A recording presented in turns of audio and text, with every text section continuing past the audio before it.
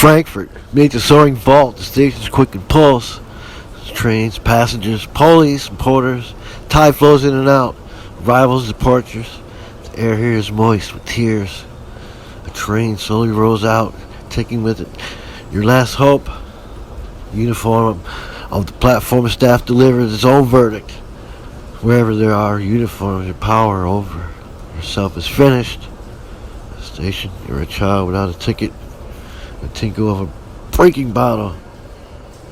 Clinking beer mugs, homeless and prostitutes. You hear the fragility of life.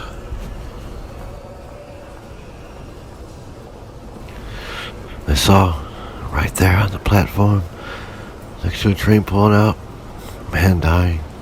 They tried everything, injections, mouth to mouth, resuscitation, heart massage, too late. The train had gone, the corpse. Ungainly. Snowed onto a stretcher, covered with some tarpaulin, strapped down. Where was he going, this man?